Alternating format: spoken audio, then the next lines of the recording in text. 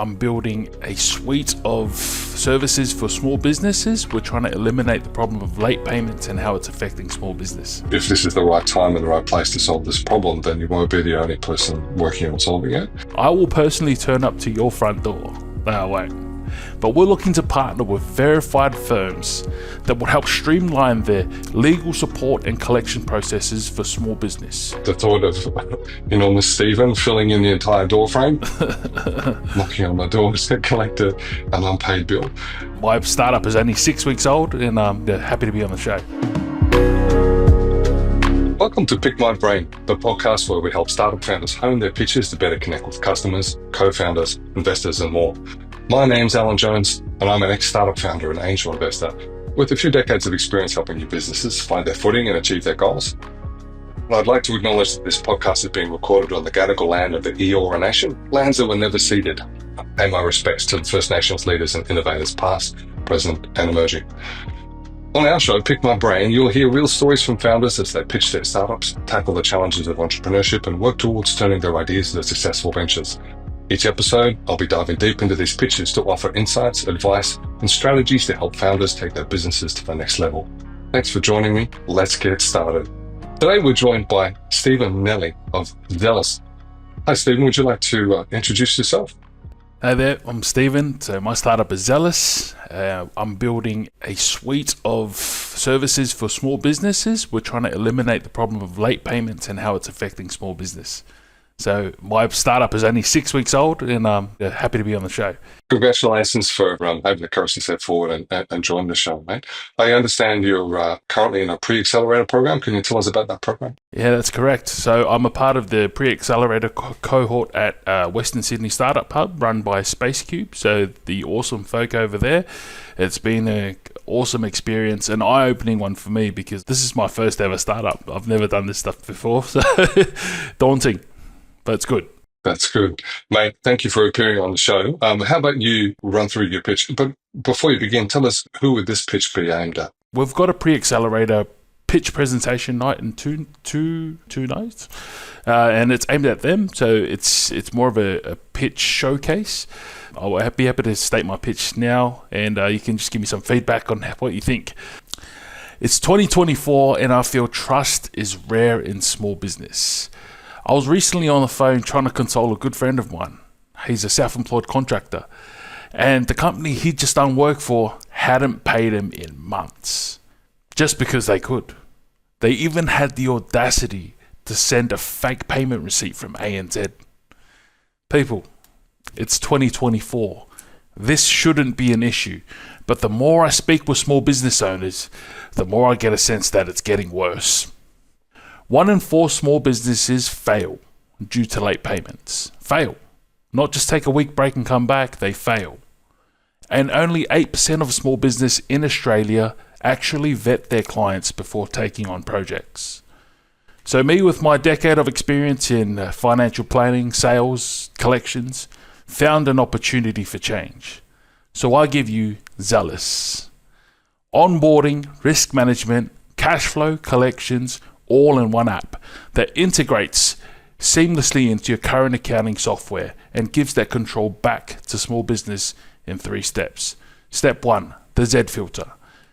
Enter in your client's details. For a quote on the job, you get an automatic 1 to 5 star risk rating. Now that risk rating is based on AI and live credit reporting.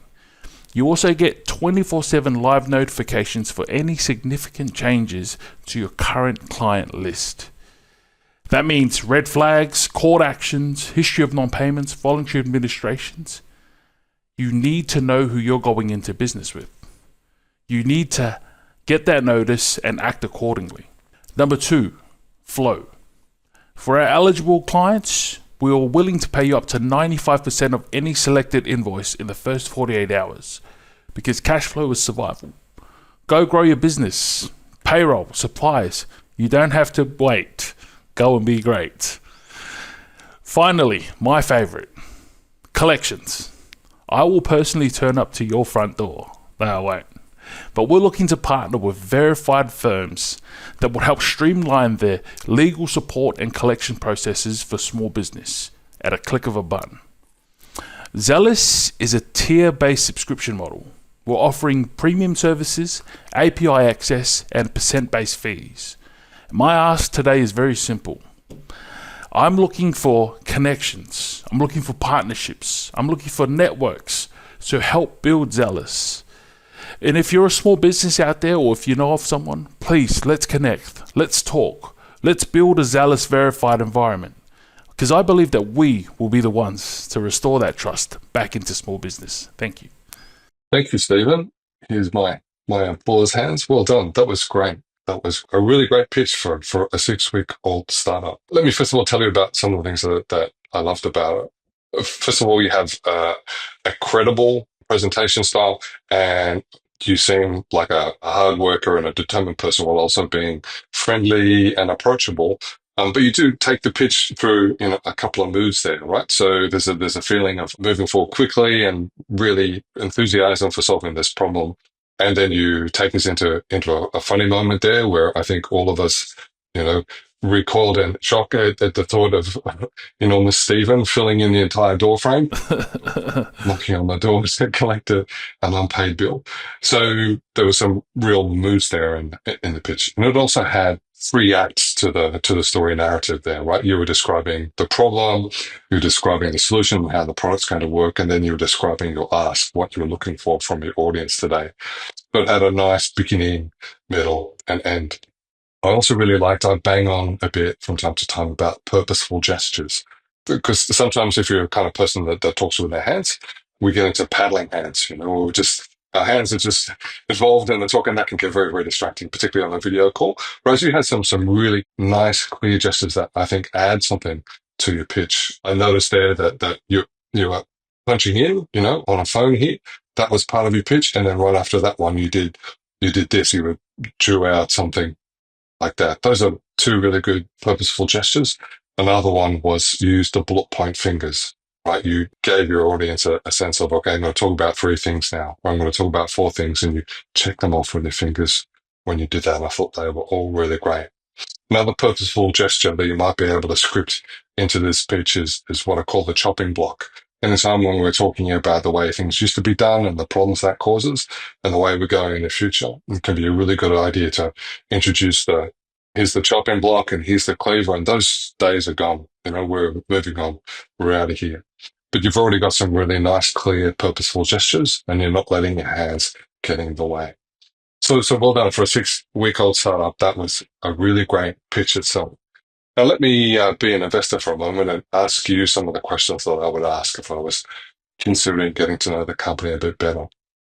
It sounds like you're the only person in the startup at the moment, that you're a solo founder. Is that correct? Yep, that is correct. I'm the only one in the Zellus at the moment, but I am looking. So there is a big gap there that I need to fill. So describe that gap to me. Who do you need to fill what? So I'm actually looking for someone that's very tech-based, like a tech expert, a CTO essentially, that could come and sort of close that knowledge gap that I have. I am working on a few things to push it towards an MVP. I'm not rushing into it, but I'm also don't want to be taking my time. I want to get there very soon. So yeah, I need that CTO or that tech head to help me out.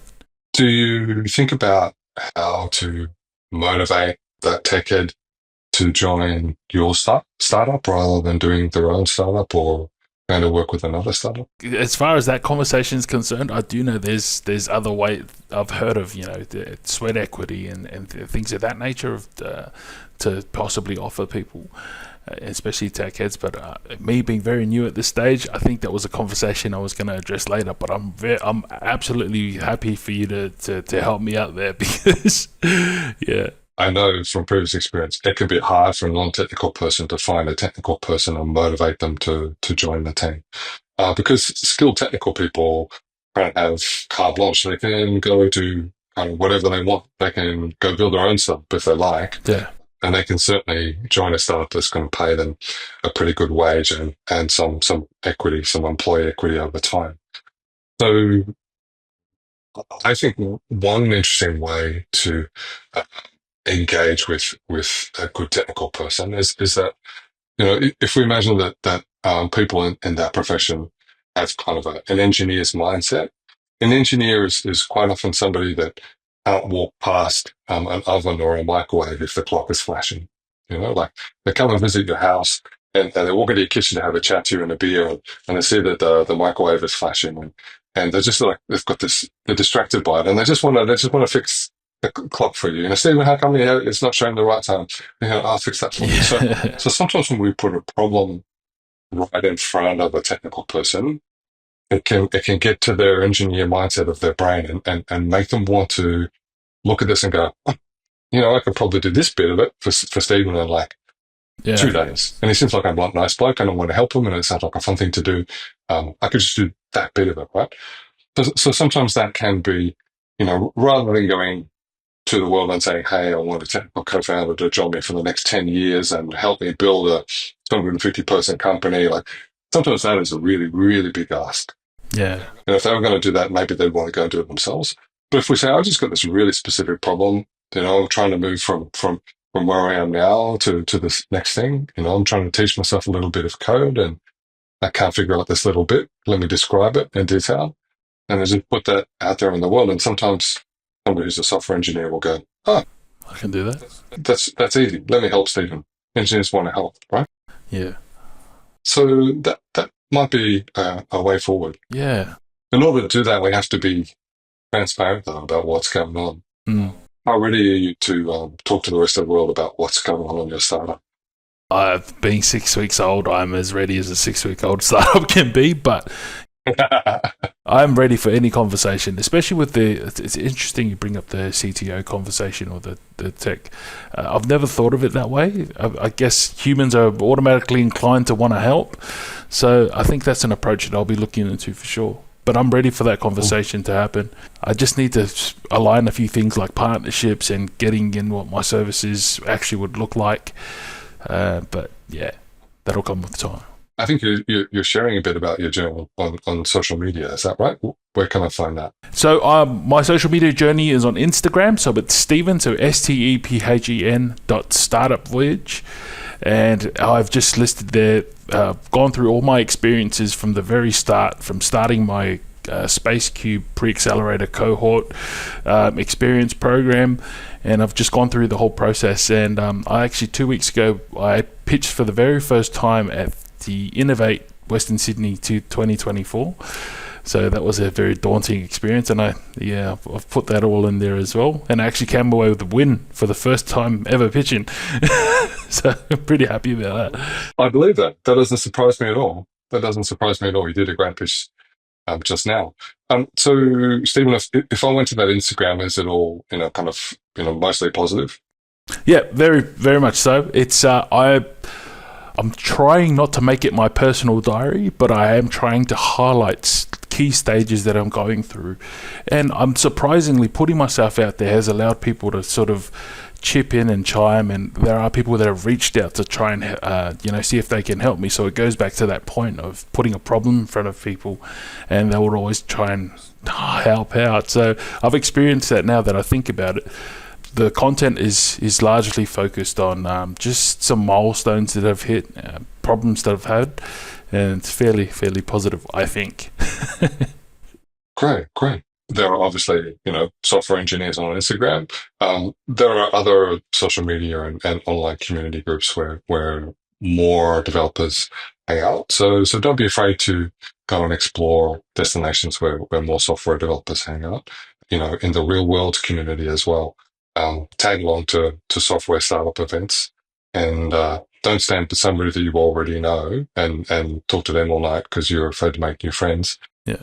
See how much of that room you can work and see if you can bump into a software engineer along the way. If you get a chance to bump into somebody at a startup event, then use that opportunity, to get through, maybe like a 5 or a 10-second version of your pitch, like the way you introduce your startup at the beginning of our chat. Yeah. And then raise the problem that's in front of you right now. Trying to do this thing, it's a software engineering thing, and here's why I'm stuck. To know anything about that? Yeah. That might be helpful. Yeah. And then buy them a drink. So, Stephen, you touched on partnerships there. What kind of partnerships are you hoping to strike? So my startup is in three sections. So I've got the risk management and onboarding. I've got the invoice financing, and then I've got the collection legal support. So all of those three functions hinge on partnerships. Obviously, for myself to build out these functions from scratch is going to be very, very cost and time consuming as well. But also, there's other people out there that have had this technology accessible, and a matter of me bringing this stuff together and delivering it as a complete service. So I'm looking to partner with people like Experian for the credit reporting and the credit insights portion of the startup, and I'm looking at various other invoice and finance companies here in Sydney to fill the gap for the second portion. And for the third portion, this morning I actually just had a conversation with Legal Vision, and I spoke with shout out to Fiona. She gave me a lot of context on what direction I should be heading and what I should be asking for. So she was awesome. Yeah, That's great. There's some good people at Legal Vision out there. mm. Let's come back to Experian for a moment. I mean, they are in the business of helping startups like yours and other sorts of companies do credit checks on individuals and businesses, but that's the way they make a living, right? So they're probably more than happy to have Zellus as a customer, but they probably wouldn't describe that as a partnership. So it'll probably be necessary to have a sales relationship with Experian and sign up on something that's affordable for your business. Yeah. In order to do that credit reporting. But I'm sure you'll be able to find law firms specializing in small businesses that would welcome new qualified leads, for the legal side of things, and certainly collection agencies that are interested in acquiring leads too. So those two areas, I think that could work really well, approaching people for partnerships there.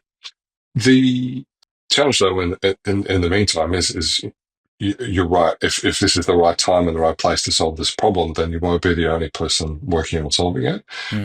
And we don't necessarily have to be first out of the market, but we do have to make sure that we're offering something new and differentiated to customers that are out there. Tell me a bit about how you're making forward progress on a platform, given at the moment you don't have a software engineer working with you.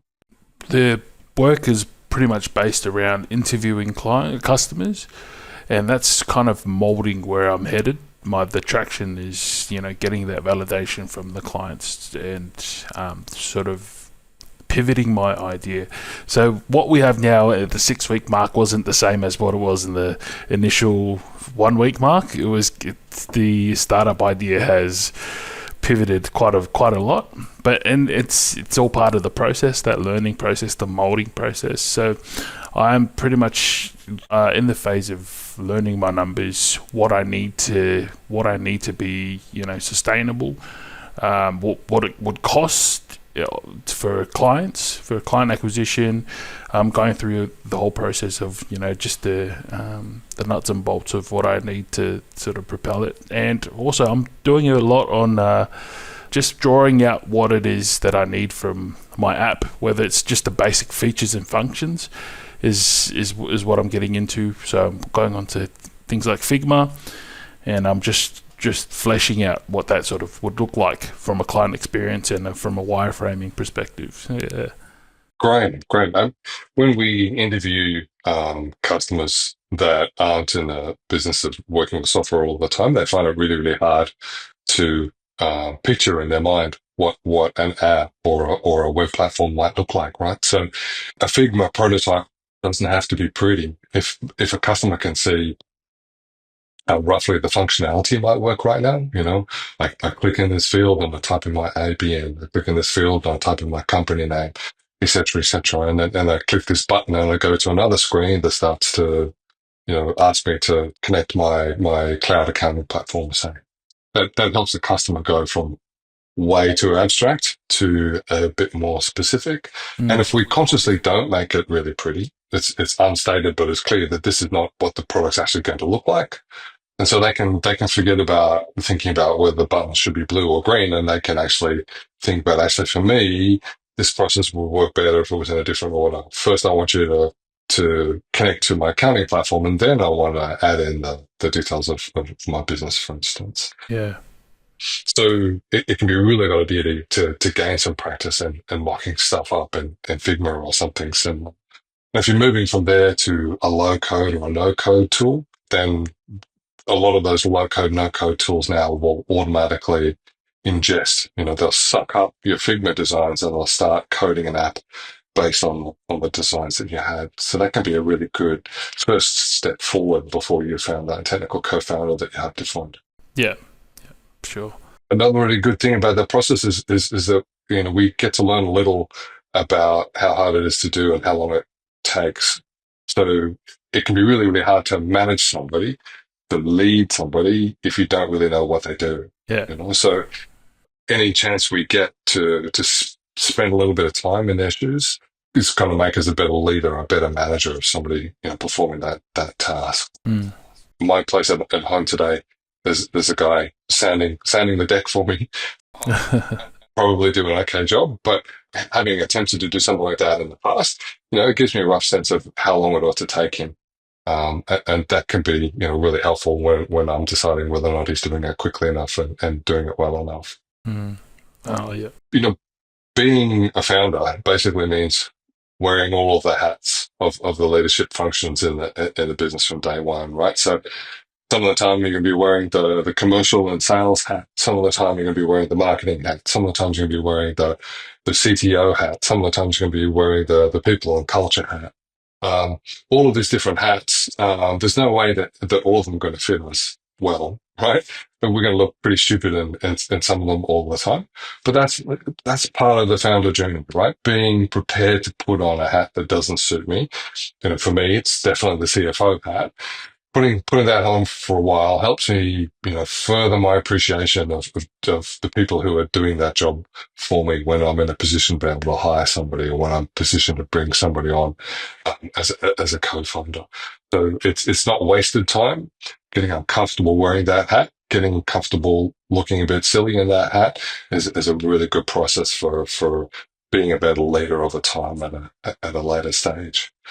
Reaching out to customers one-on-one is a really good idea. We have to be careful though that we're not designing a product and a business that just suits the needs of one customer. So if we get one small business and make them our customer interview customer, we're probably not going to develop a product that's going to work for tens of thousands of businesses. On the other hand, if we just say, well, we're just designing a product for all small businesses or all SMBs or SMEs, small and medium enterprises, all of those businesses are very, very different.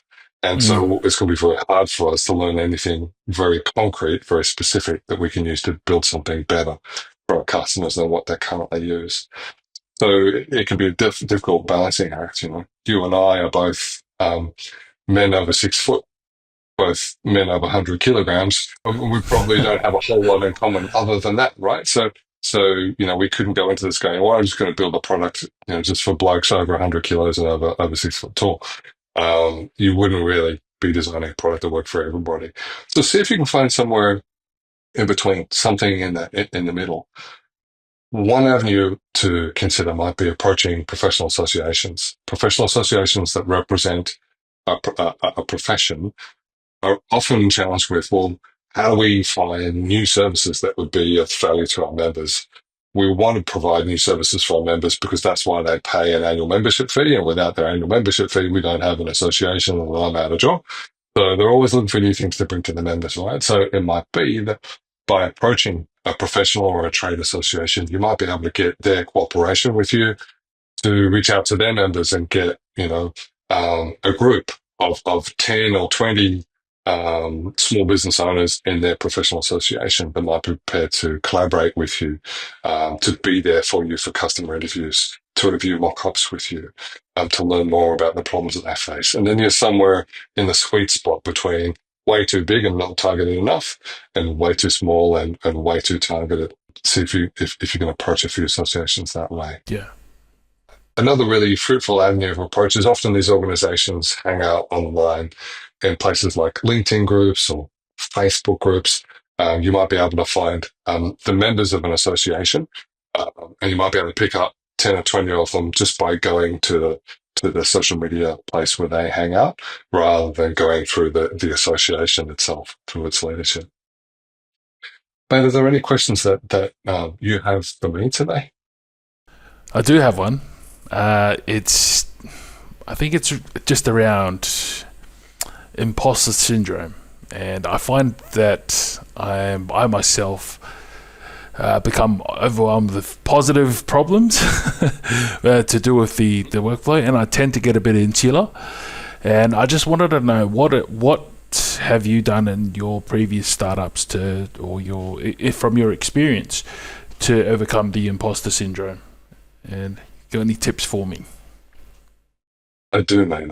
I do. So, like you, I struggle with imposter syndrome. I still do today. And when I'm in a position to have an open and honest conversation with anybody else in startups, we've all got it. Yeah. All of the time. And it never goes away. So, I'd really recommend there's a great talk that Mike Cannon-Brooks, one of the co-founders of Atlassian, did at a TEDx Sydney event a few years ago now, but you can find it on YouTube. And he has a talk about his own struggle with imposter syndrome. The thing is, we're all tackling things that we're unqualified to do all of the time, and you'll tackle one challenge and you'll get through that, and then you look around and right, what do I have to do next? Oh no, there's another seemingly impossible challenge that I have to take on now, right? And that just if you find yourself for a long period of time with no seemingly impossible challenges to take on, then you're probably not really building a startup, or you're probably not advancing a startup at a pace that's going to allow it to succeed in the face of competition. Right? So, first of all, we can accept that no matter how successful we are, no matter how long we go at this, we're always going to suffer from imposter syndrome. Then we go, okay, well, how do I deal with it? And the way that Mike has chosen to deal with it, and the way that I've chosen to deal with it as well, is to learn gradually to get more and more comfortable about it, open about how difficult I find some of this. You know, so like you, I spend some of my time sharing the highlights of my journey in startups on social media channels and the blog and email newsletters and sometimes on my podcast. And what I'm trying to do is not just share the highlights, but also the lowlights as well. This is the thing that I just don't know how to do, you know, and I've tried to do it myself. Like, I think it's important to show that, you know, I've had a crack at this, and I'm just stuck right here. I'm not reaching out and explicitly to ask for help, but I'm just sharing with the world out there, with the people who sometimes glance at something that I've written. You know, I'm just stuck on this thing. When we put a problem out there in the world, somebody who might have a solution for that might step in and give us some advice or give us a connection and help us through that. It's natural to feel a little bit ashamed. It's natural to feel a little bit embarrassed when we do that, but it can be a really powerful thing. When you get into the habit of being able to do that, you can also call back times in the past.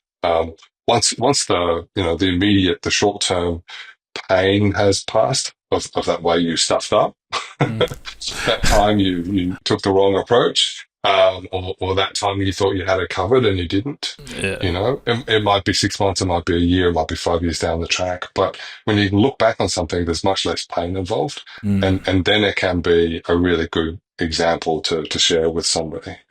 You know, I once spent like a month working on a physical mail out, you know, with real paper and envelopes and a brochure and all of that kind of thing. And I had a budget to work to. And I was doing a mail out for 5,000 businesses. And I obsessed about everything that was going into the envelope and the brochure and the copy and the photos and all that kind of thing. And I completely forgot about the cost of postage. Wow. So I ended up going over budget by like 35% on the cost of sending this out. And I had to go to my boss and I had to say, look, I know I told you that you could trust me with this, but I've really stuffed this up. We're going to be 35% over budget. I'm so sorry. It will never happen again.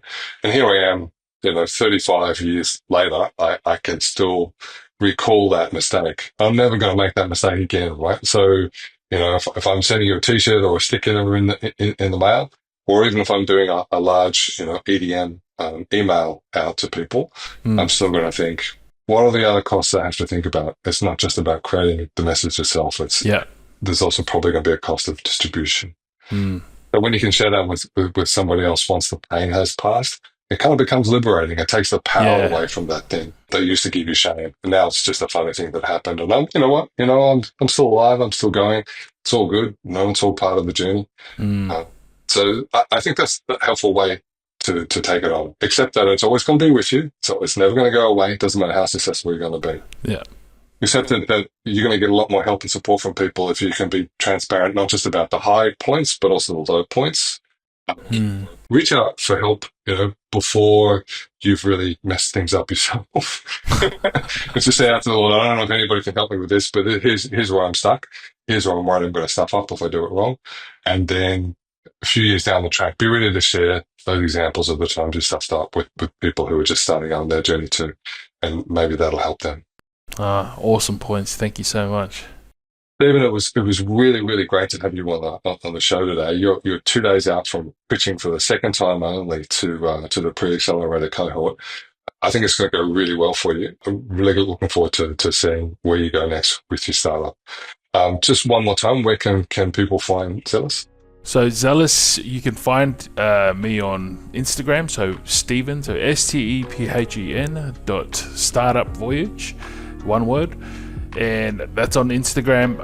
Zellus bracket AU and bracket on LinkedIn as well. But yeah, my startup journey has all my links. So if you want to go on there, I've got the highlights, the lowlights as we spoke about today, and that's where you'll find a lot of my content. And yeah, I'm very much looking forward to what the next six months looks like.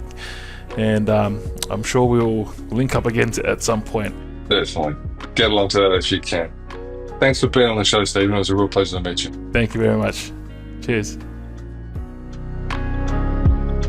Thanks for joining me for this and every episode of Pick My Brains, the advice podcast for every startup founder.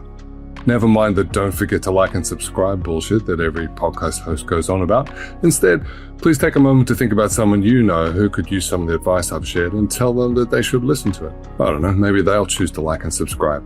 Anyway, I'm not a lawyer or an accountant, and what you've heard today is not intended as financial or legal advice.